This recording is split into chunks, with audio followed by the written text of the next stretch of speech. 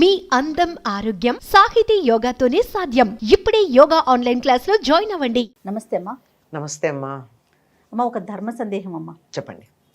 ఇప్పుడు మనం మన కర్మను అనుభవించి బాధలు కానీ, కష్టాలు కానీ, సంతోషాలు కానీ మన కర్మానుసారమే నడుస్తుంది మన జీవితం. అలాంటప్పుడు హోమాలు చేయటం, పూజలు చేయటం, ప్రత్యేకమైన వ్రతాలు చేయటం, గుడికి వెళ్ళటం, భగవన్ నామ స్మరణ చేయటం, ఇవి ఏమి చేసినా ఈ కర్మ అనేది తప్పదు. అవును కదా.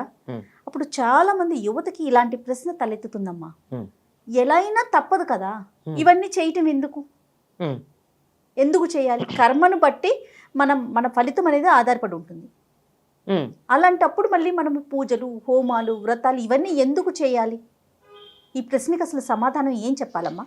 ఇంగ్లీష్లో ఓ సామెత ఉంది, తెలుగులో చెప్తా దాన్ని. చెప్పండి. ఇంగ్లాండ్లో చాలా భయంకరమైనటువంటి వ్యాధిగా పరిగణించేది జలుబు, ఇన్ఫ్లుయెన్జా. అంతే కదా, చలి దేశం, ఒకసారి వస్తే పోదు అక్కడ. అవునవును.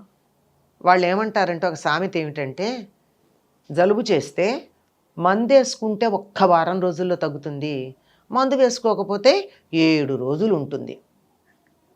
అంటే మాటలోనే వారం అనగానే తక్కువని భావన, తగ్గుతుంది అనగానే సంతోషం. 7 రోజులు అంటే చాలా పెద్దది, ఉంటుంది అంటే అమ్మో ఉంటుంది అని. ఇలా అంటే ఇలాగే ఉంటాయమ్మా మాటల్లో. అంతేగాని ఇప్పుడు అయితే మందు వేసుకోవడం మానారా? మానలా. మందు వేసుకోవడం వల్ల జరిగింది ఏమిటి? కొంచెం ఉపశమనం ఉంటుంది కదా. అంతే, ఉపశమనం ఉంది కదా. అంటే ఏం జరిగింది? జలుబే భయంకరంగా బాధపడకుండా ఆ జలుబుని భరించగలిగినటువంటి శక్తి వచ్చింది. అవునా కదా? అవును. అలాగే ఏదన్నా దెబ్బ తగిలితే ఆపరేషన్ చేస్తున్నారు. ఆపరేషన్ చేసేటప్పుడు మన శరీరాన్నే కోస్తున్నారు కదా. ఆ శరీరానికి అక్కడ బాధ ఉందా లేదా? ఉన్నది కదా. కానీ అనస్థీషియా ఎందుకు ఇస్తున్నారు? ఆ బాధ మనకి ఎక్కువగా తెలియకుండా బాధ ఉంది, తెలియటల్లా. అంటే తెలిస్తే గిలగిల్లాడుతున్నాం, తెలియకపోతే అనుభవిస్తున్నాం. కానీ pain is inevitable, suffering is optional అంటారు. నొప్పి తప్పదు, బాధ తప్పుతుంది. ఇదే కర్మ సిద్ధాంతంలో మీరు చెప్పిన దానికి. అనుభవించటం అన్నా తప్పదు, కానీ అనుభవించేటప్పుడు మనం బాధపడడంలో తీవ్రత తగ్గుతుంది. తేలికగా అనుభవిస్తాం, హాయిగా అనుభవిస్తాం.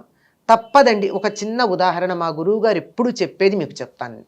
అంటే అది బాగా ఆయన మాకు మనసులకు హత్తుకునేట్టు చెప్పారు కనుక అది చెప్తే అందరికీ కూడా అర్థమవుతుందని. తప్పకుండా. ఒకరి జాతక రీత్యా ఏదో గ్రహాలు ఉంటాయి కదా, ఆ గ్రహాల కారణంగా కాలు విరగాల్సి ఉంది. భగవంతుణ్ణి ప్రార్థిస్తే లేక దేవుణ్ణి పూజిస్తే భగవంతుడికి వీరి మీద కాస్త దయ కలిగితే కాలే మంచం మించి కదలకుండానే ఉంటాడు. కాలు సర్జరీ అవసరం లేకుండా చిన్న దెబ్బ తగిలి అస్సలు కదలలేని పరిస్థితుల్లో మంచం మీద ఉంటాడు. గ్రహాల ప్రకారం వాడు ఇంతకుముందు ఏదో కర్మ సిద్ధాంతాల్లో మాకు చెప్తూ ఉంటారు కొంతమంది, నువ్వు పూర్వజన్మలో ఎవరి కాలో విరగ్గొట్టావు, అందువల్ల ఈ జన్మలో నీ కాలికి దెబ్బ తగిలింది అని. నువ్వు అక్కడ పూర్తిగా విరగ్గొడితే నీ కాలు ఎందుకు విరగలేదు?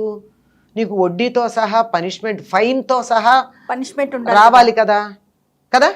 ఫైన్తో సహా పనిష్మెంట్ రాలి. ఏదో కొంచెం మంచి పనులు చేసావు గనక వాడి కాలు నువ్వు టోటల్లీ విరగ్గొడితే నీకు కాలికి దెబ్బ తగిలి ఏదో మడమో వేలో కింద భాగమో ఎక్కడో దెబ్బ తగిలి మంచం మీద ఉండవు, ఫ్రాక్చర్ అయింది. పూర్తి వాడికేమో కాలు తీసేశారు నువ్వు విరగొట్టినందువల్ల. నీకు కాలు తీసేయలే, కాలు ఉంది. ఏమిటిది? దీనికి కారణం భగవద్ అనుగ్రహం. అంచేత మన కర్మని మనం అనుభవించక తప్పదు. కానీ అనుభవించేటటువంటి సమయంలో కాస్త తీవ్రత తగ్గే అవకాశం ఉంది. అంతేకాకుండా అసలు బాధని తట్టుకోగలిగినటువంటి స్థైర్యం వస్తుంది.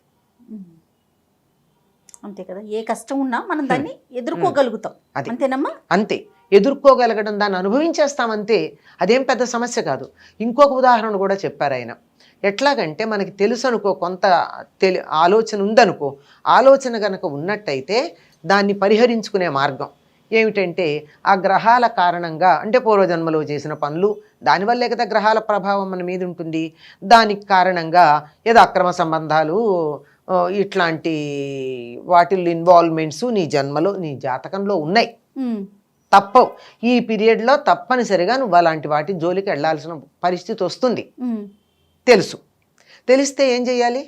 లేదా తెలియలేదు, తెలియకపోయినా గురువు అనుగ్రహం ఉందనుకో, ఆ సమయంలో అటువంటి పుస్తకాలు చదవడం, రాయడం, ఎవరన్నా అలాంటి విషయాలు చెప్తే వాళ్ళని ఓదార్చడానికి మన సమయాన్ని వెచ్చించటం, ఇట్లాంటివి ఉంటాయి.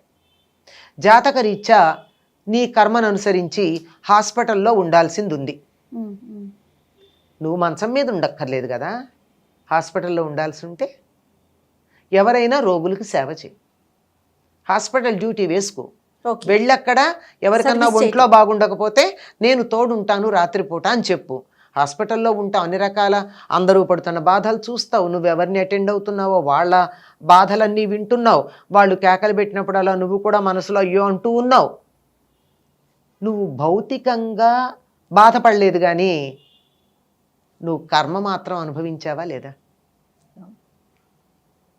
హాస్పిటల్లో ఉండటం అనేది రాసింది కాబట్టి ఖచ్చితంగా ఉన్నావు. ఖచ్చితంగా ఉన్నావు. ఎందుకున్నావు అన్నది వేరే మాట, ఎందుకున్నావు అన్నది వేరే మాట, కానీ నువ్వు ఉన్నావు కదా, నీ కర్మ పరిహారం అయిపోయింది. ఇది మామూలుగా మన కంటికి కనపడేటటువంటి విషయాలు.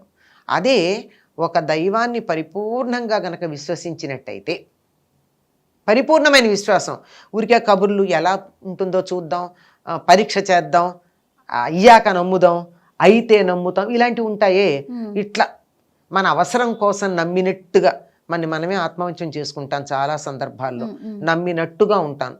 అట్లా కాకుండా పరిపూర్ణంగా గనక విశ్వసించినట్టయితే ఎన్నో కర్మలని కళల రూపంలో మరొక పద్ధతిలో పరిహారం చేస్తారు.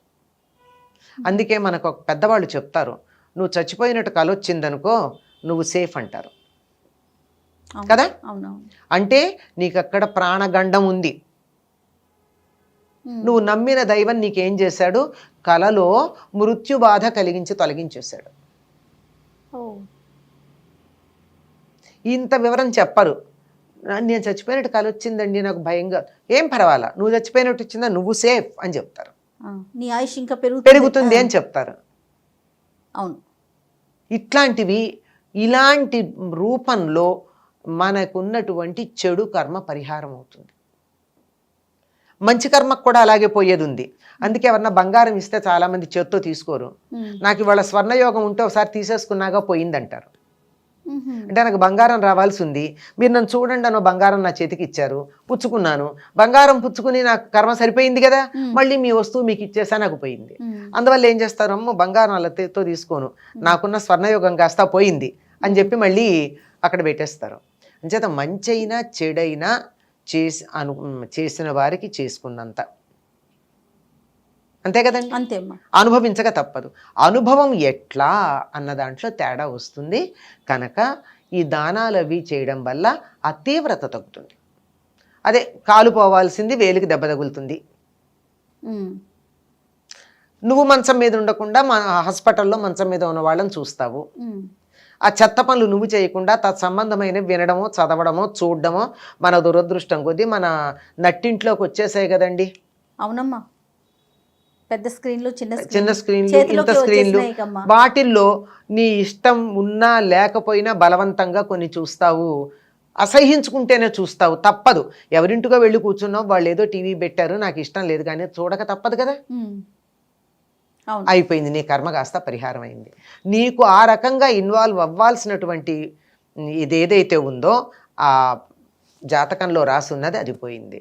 కనుక ఇవన్నీ తీవ్రత తగ్గడానికి చాలా చక్కగా దేవీ భాగవతంలో చెప్తాడు. పరీక్షిత్తు నీకు 7 రోజుల్లో మరణం ఉంది అనగానే అతనే వచ్చి చెప్తాడు కదా, మహర్షే వచ్చి చెప్తాడు, నా కొడుకు ఇలా చేశాడు, పొరపాటు అయింది అని చెప్తాను, నువ్వేం పరిహారం చేసుకుంటావు అని చెప్పి వెళ్ళిపోతాడు. అంటే నిజాయితీ అలా ఉండేది ఆ రోజుల్లో. నా కొడుకు శపించాడు, నీకు 7 రోజుల్లో మరణం వస్తుంది, పరిహారం ఏం చేసుకుంటావో చేసుకోమని. అప్పుడు అందరినీ పిలిపిస్తాడు. ఏదైనా దోషం గనక ఉన్నట్టయితే మంత్రం చేత, మణి చేత, ఔషధం చేత అది తొలగుతుంది గనక వీటిల్లో ఏదో ఒకటి ప్రయత్నం చేయండి అని అడుగుతాడు. మంత్రం వల్ల పరిహారం ఉంటుంది, మణి వల్ల పరిహారం ఉంటుంది, ఔషధం వల్ల పరిహారం ఉంటుంది. ఇవి చేయమని చెప్తాడు. కనుక వీటి వల్ల పరిహారాలు చేస్తే అసలు పోవు, కానీ ఆ తీవ్రత తగ్గుతుంది. అనుభవించే శక్తి వస్తుందేమో. అనుభవించే శక్తి ఒకటి వస్తుంది, తీవ్రత కూడా తగ్గుతుంది.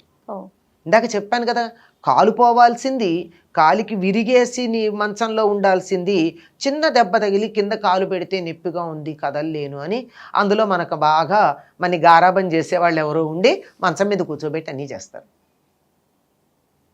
మంచం మీదే ఉన్నావు, కాలు పోలా, కాలికి సంబంధించిన నొప్పి అయితే వచ్చింది. ఇవన్నీ కొన్ని ఎనస్థీషియా లెవెల్లో పనిచేస్తాయి, కొన్ని పరిహారం లెవెల్లో పనిచేస్తాయి, కొన్ని కాంపెన్సేటరీగా పనిచేస్తాయి. కానీ ఎంత కాంపెన్సేషన్ అయినా లోటే కదమ్మా. ఖచ్చితంగా. అంచేత అనుభవించక తప్పదు. అనుభవించే పద్ధతుల్లో మార్పులు వచ్చి మనకి ధైర్యం వస్తుంది. పైగా ఇంకొకటి చాలా కొసమెరుపు ఏమిటంటే దాన్ని ఏమంటారు, ఐసింగ్ ఆన్ ది కేక్ అని. ఏమిటంటే కొద్ది దైవ ధ్యానం గనక చేసినట్టయితే ఇవన్నీ మన ఆధ్యాత్మిక మార్గం వైపు నడిపించి ఉత్తమ గతులు పొందడానికి సహకరిస్తాయి.